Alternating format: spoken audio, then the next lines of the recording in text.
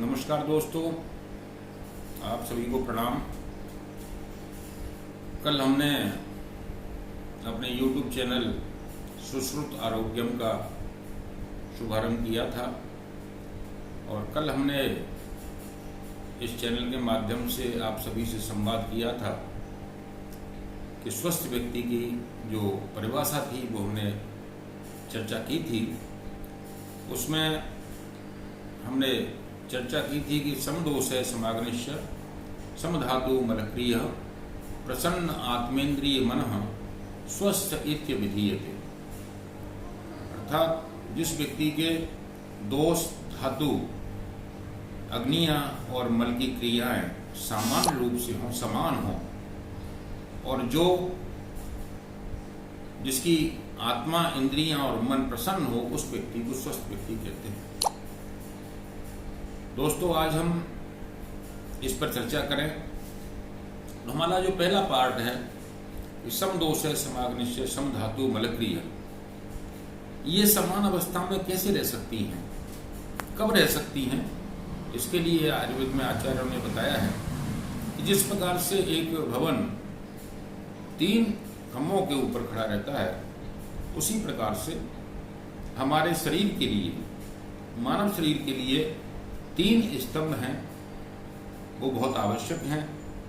उसमें आहार, निद्रा और ब्रह्मचर्य 3 स्तंभ बताए गए हैं। यानी आहार हमारा कैसा होना चाहिए?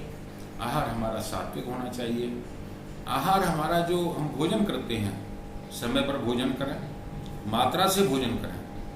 आचार्यों ने कहा है कि मात्रा शीर्ष्यात्, मात्रा के अनुसार भोजन करें, ऋतु के अनुसार भोजन करें और भोजन समय पर करें। दूसरा जो हमारा पार्ट है उसमें है निद्रा। निद्रा व्यक्ति के शरीर को स्वस्थ रखने के लिए बहुत ही आवश्यक है। बॉडी के इम्यून सिस्टम को सही रखने के लिए पूरी निद्रा लेना बहुत आवश्यक है।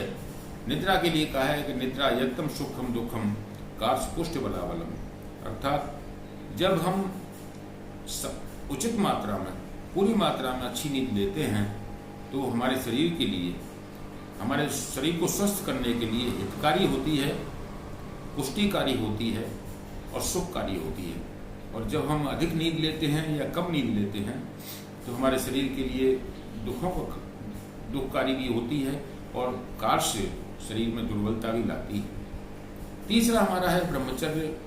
ब्रह्मचर्य के लिए हम यहाँ कहना चाहेंगे चर्चा में कि भाई हमारा विचार सात्विक विचार हों, ईर्षा द्वेष से रहित विचार हों, और हम जो है अच्छी पुस्तक पढ़ें, अच्छी पत्रिकाएं पढ़ें, अच्छे ग्रंथ पढ़ें, और हमारे जो अच्छे चरित्र के जो हमारे तमाम ऋषि मुनि जो रहे हैं, उनके जीवन शैली को, उनके जीवन चरित्र को पढ़ करके हम अपने विचारों को सुदृढ़ करें, संयमित जीवन जिएं। ये हमारा पहला पार्ट है। दूसरे पार्ट में हमने, आचार्यों ने कहा है कि प्रसन्न आत्मेन्द्रिय मन, आत्मा, इंद्रियां और मन हमारे प्रसन्न हों। यह प्रसन्न कब रह सकते हैं? जबकि हम आयुर्वेद की दिनचर्या, ऋतुचर्या, रात्रिचर्या का सही रूप से पालन करें। जैसे कि आयुर्वेद में बताया है कि ब्राह्मे मुहूर्ते उत्तिष्ठे जीर्णा जीर्णे निरूपयन्। हमको ब्रह्म मुहूर्त में जाग जाना चाहिए। ब्रह्म मुहूर्त में जगने के पश्चात हमें अपने दैनिक कार्य, नियमित जो अपनी क्रियाएं होती हैं, उनको करने के बाद में दिन के कार्य करने चाहिए, और उसके बाद रात्रि को हमें पूरी नींद लेनी चाहिए। मित्रों, हम यहाँ ये कहना जरूर चाहेंगे कि हमारे जो सकारात्मक विचार हैं, वो सकारात्मक विचार हमारी इंद्रियां, हमारे मन और हमारी आत्मा को प्रसन्न रख सकती हैं, प्रसन्न रखती हैं। इस कारण से हम पूरे तरह से हम स्वस्थ रह सकते हैं। और आज के परिवेश में, आज के जो आधुनिक जीवन है, इस जीवन में हम जो निश्चित रूप से आयुर्वेद के जो हमारे स्वस्थ रहने के सिद्धांत हैं, उनका हम परिपालन करते हैं तो निश्चित रूप से हमको बहुत लाभ होता है। यहाँ पर मैं ये कहना चाहूँगा कि प्रातःकाल जागने के पश्चात नकारात्मक जो सूचना है, नकारात्मक जो हमारा जो सोचने की क्रियाएं हैं, नकारात्मक हमारे जो सोच है, उसको प्रातः जागने के बाद अपने मन में कतई न लाएं। आप ये करके देखें कि प्रातःकाल जागने के बाद, क्योंकि वो देवकाल होता है, देवकाल के अंदर हम निश्चित रूप से अपना मेडिटेशन ध्यान करें, एकांत में हम ध्यान करेंगे, सकारात्मक विचार लाएंगे तो हमको सकारात्मक ऊर्जा मिलेगी और उससे हमारा इम्यून सिस्टम बलवान होगा। इसी प्रकार से रात्रि को सोने से पहले, रात्रि को सोने से 2 घंटे पहले हम सारे मोबाइल, हमारे जो और नकारात्मक जितने भी समाचार और वो जो हैं उनको अपने मन में ना लाएं। हम सकारात्मक सोच करके और हम अपना नींद लें तो निश्चित रूप से हमको फायदा होगा। और दिन में समाज के लिए, देश के लिए दिन में हम जो है निश्चित रूप से अपने जीवन में जो दैनिक कार्य करते हैं उसको पूरे त्याग पूर्वक हम अगर उस कार्य को करेंगे और फिर शाम को हम जब चिंतन करेंगे तो निश्चित रूप से हमको नींद भी अच्छी आएगी और सकारात्मक विचार जरूर लाएं।